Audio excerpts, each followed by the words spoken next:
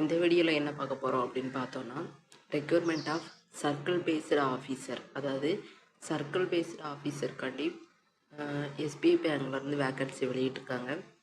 அதை பற்றி தான் இந்த வீடியோவில் பார்க்க போகிறோம். ஆன்லைன் ரெஜிஸ்ட்ரேஷன் டேட் அப்படின்றது வந்து 9/5/2025 அப்போயே உங்களுக்கு ஸ்டார்ட் ஆகிட்டு, லாஸ்ட்டு டேட் வந்து 29/5/2025 வரை உங்களுக்கு இன்னும் டைம் இருக்குது.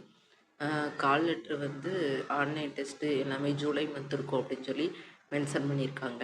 ஆன்லைன் டெஸ்ட்டும் அதே மாதிரி தான் ஜூலை மந்த் இருக்கும். கீழே வந்து வெப்சைட் லிங்க் கொடுத்துருக்காங்க, செக் பண்ணி பார்த்துக்கோங்க.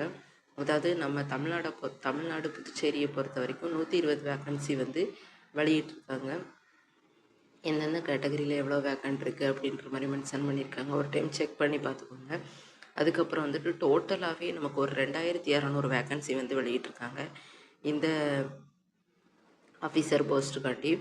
அதுக்கடுத்து வந்து என்ன சொல்லியிருக்காங்க அப்படின்னு சொல்லி பார்த்தோன்னா, ஏஜ் லிமிட் பொறுத்த வரைக்கும் 30/4/2025.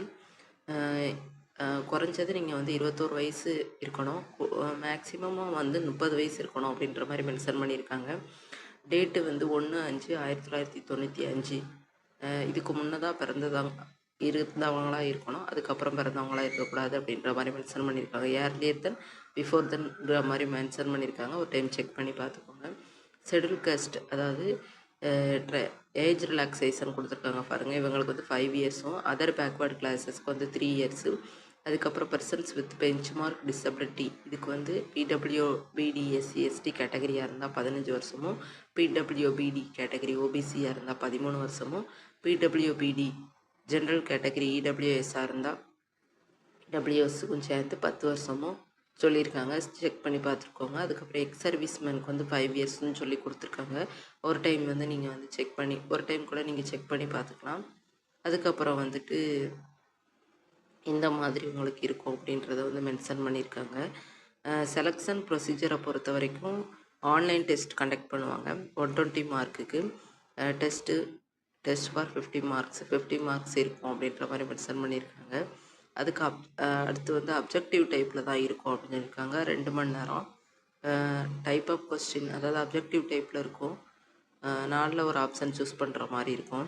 நேம் ஆஃப் தி டெஸ்ட் அப்படின்னு பொறுத்த வரைக்கும் இங்கிலீஷ் லாங்குவேஜ் டெஸ்ட் வந்து ஒரு 30 மார்க்குக்கு, பேங்கிங் நாலேஜ் வந்து 40 மார்க்கு இருக்கும், ஜென்ரல் அவேர்னஸ் ஆர் எக்கனாமிக்ஸ் வந்து 30 மார்க்கு, கம்ப்யூட்டர் ஆப்டிடியூட் வந்து 20 மார்க்கு. மொத்தமாக 120 மார்க்குக்கு 2 ஹவர்ஸுக்கு வந்து டெஸ்ட் இருக்கும் அப்படின்ற மாதிரி சொல்லியிருக்காங்க.